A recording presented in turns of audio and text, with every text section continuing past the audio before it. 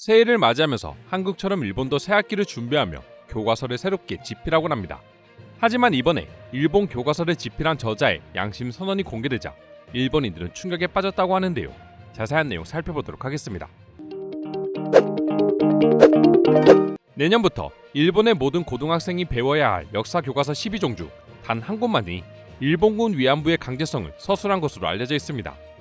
이는 위안부 동원의 강제성을 인정하고 역사 교육을 통해 잊지 않겠다고 선언한 고노 다마를 무시한 처사라는 비판이 나오며 논란이 되기도 했는데요.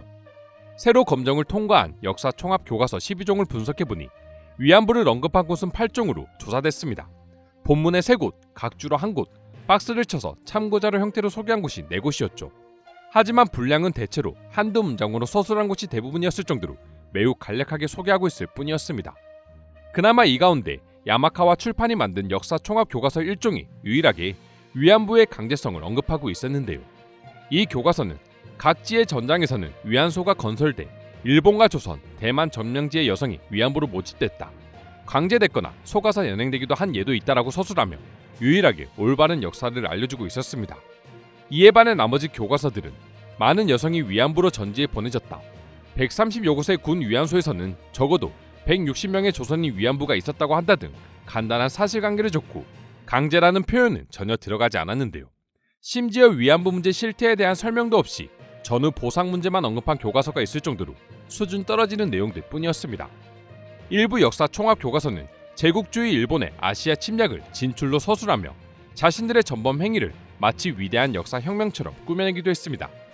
이에 따라 한국 외교부는 소마 총괄공사를 불러 강력히 비판하며 일본 정부가 자국 중심의 역사관에 따라 과거 사실을 있는 그대로 기술하지 않은 교과서를 검정 통과시킨 데 대해 강력히 항의한다고 밝혔습니다. 한국의 항의에도 일본인들은 역사 왜곡을 멈추지 않았는데요.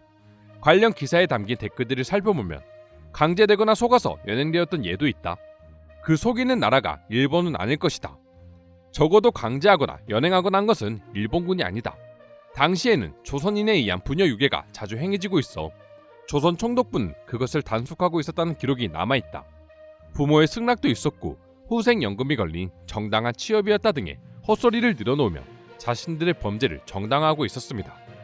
하지만 최근 점유율 21.2%로 채택률 1위를 차지하고 유일하게 위안부에 대한 바른 사실이 실린 야마카와의 교과서를 집필한 저자의 소신 발언이 알려지자 일본인들의 시선이 바뀌기 시작했습니다. 교과서의 저자인 다카이사 리온대 사학과 교수는 한국 언론사와의 인터뷰에서 일본의 식민지 역사에 관한 것도 하나도 왜곡 없이 제대로 쓰기 위해 노력했다고 밝히기도 했었는데요. 후루카와 교수는 교과서에서 일본군 위안부 문제나 징용 등 일제의 가해 행위와 관련된 분야를 담당한 사람으로서 누구보다 위안부 문제에 대해 정확하게 파악하고 있었습니다.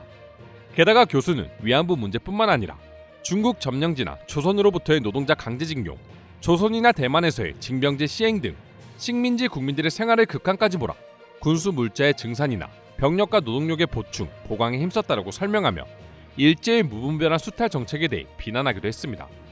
이처럼 다른 교과서들과는 달리 솔직하게 일본의 역사를 담은 이유에 대해 해당 교수는 근대 일본의 전쟁이나 식민지에 대해서 이 정도의 역사인식이 없으면 이웃 여러 나라의 사람들과 근현대 역사에 관해 대화하는 것이 어려울 것이라 생각해 일본군 위안부나 징용 문제를 서술할 때 특히 신경 써서 집필했다고 밝혔습니다. 그렇기에 일본 정부가 교과서에서 위안부라는 특정 용어를 배제하라는 압력을 취해 다른 교과서들이 대거 수정할 때도 교수는 역사의 실태를 제대로 인식시키는 데 있어 매우 심각한 문제라며 오히려 일본 정부의 요구를 어기고 수정을 하지 않았다고 합니다. 그리고 놀라운 건 교수의 양심 있는 발언들이 이어지자 일본 네티즌들 사이에서도 이러한 사실을 인정하는 사람들이 늘어나기 시작했습니다. 해당 기사에 달린 댓글들을 보면 역사라고 하면 역시 야미가와 출판 교과서입니다. 역사는 사실을 가르쳐야 합니다. 위안부는 속아서 가게 된 사람도 많이 있습니다. 당시 일본군에서도 많은 증언들이 있죠. 사실은 바꿀 수 없어요. 일본인들이 나쁜 짓을 많이 한 것은 사실입니다. 예전 사상이 일변하는 가운데 일시 공산주의가 융성을 하는 때가 있었다. 지금에 들어서 자취를 감췄지만 그 생존의 영향은 출판을 포함한 미디어, 학회, 교육계에 아직 짙게 남아있다. 아이들이 진실의 역사를 배워야 하는 것은 당연한 일, 의의가 있는 내용에 대해서는 공개 토론을 해 결착을 지어야 한다라고 말하며 교수의 말을 옹호함과 동시에 역사 왜곡으로 망가진 일본 정부를 비난하는 것을 서슴지 않았습니다. 2022년이 되어서도 일본은 한국의 문화와 역사를 탄압하며 한국인들의 민족 정신을 무너뜨리려는 시도를 현재까지도 벌이고 있습니다. 왜곡된 역사를 담은 교과서를 통해서 말이죠. 하지만 이제 한국이라는 나라의 위상은 너무나도 높아져 버렸고 일본이라는 나라의 만행에 대해서도 워낙 많이 알려지다 보니 일본인들조차도 이제는 일본의 거어를 인정하고 반성해야 한다는 태도를 조금씩 보여주고 있는 것이죠. 물론 아직도 많이 부족하지만 말입니다.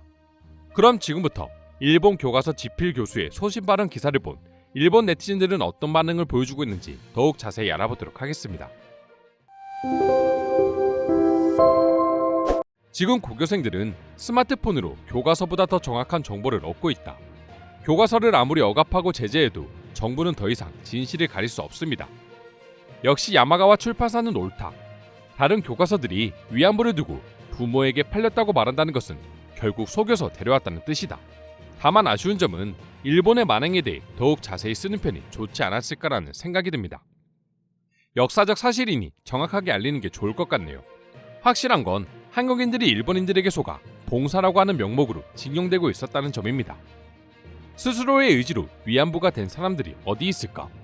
다만 많은 위안부들이 속거나 강압으로 팔렸다는 게 안타까울 뿐입니다. 이러한 사정을 공평하게 기술한 교과서가 본래 바람직한 것입니다. 한국에도 이러한 역사 왜곡이 없는 교과서가 나오길 바랍니다. 일본의 역사 교육은 이렇게는 절대 안 된다고 생각합니다. 사실에 충실한 교육을 바라고 있습니다. 좌익 우익이 아니라 어디가 되었든 충실하게 역사를 말해주었으면 합니다. 부탁드립니다. 논문과 마찬가지로 공적인 문서에는 기술에 대한 출처 기재를 의무화해야 한다. 근거 없이 쓴 내용들이 정말 사실인 역사로 바뀌어가는 것을 막아야 한다. 이 교수는 사실을 날조해 한국의 입맛에 맞게 써내려갔다. 많은 교과서들이 일본이 동남아시아, 중국, 조선을 식민 지배하고 현지 주민의 식량을 빼앗아 자원을 약탈했으며 현지 주민을 스파이 취급하고 학살한 것을 일본을 지키기 위한 전쟁이라고 바꾸어 말하고 있다. 일본은 독일처럼 가오를 당당히 받아들여야 한다고 생각한다. 저 교과서를 제외한 다른 교과서들을 살펴보면 주어를 생략한 모호한 설명들 뿐입니다. 어떤 의미에서 보면 참 일본다운 교과서들이군요. 이런 교과서들을 보며 배워야 할 일본 학생들이 불행하다고 생각합니다. 위안부는 모집되었다고 명시되어 있다. 어디에도 강제된 것은 아니다. 이렇게 역사를 날조하는구나. 한국 정부와 미디어는 이 기사를 사실인 것처럼 신나게 한국인들에게 보여줄 것이 뻔하다. 그 당시에 조선은 가난했고 이대로는 중국, 러시아에 지배될 수밖에 없는 상황이었기에 일본이 도와준 것뿐이다. 조선이 일본을 통해 이득을 얻고 국민들에게 일자리를 알선했던 것도 교과서에 기재해야 한다. 최근 위안부와 징용 강제성에 대해 동조하는 일본인들이 늘어나고 있습니다. 여러 가지 매체를 통해 사실을 구분할 수 있으니까요. 이제 제발 일본의 잘못을 인정합시다. 이상으로 일본 역사 교과서 지필 교수의 양심 발언에 대한 일본 반응 소개해드렸습니다. 오늘도 끝까지 영상 시청해주셔서 감사드리며 여러분들의 구독과 좋아요는 영상 제작에 큰 힘이 됩니다. 이상 종크TV였습니다.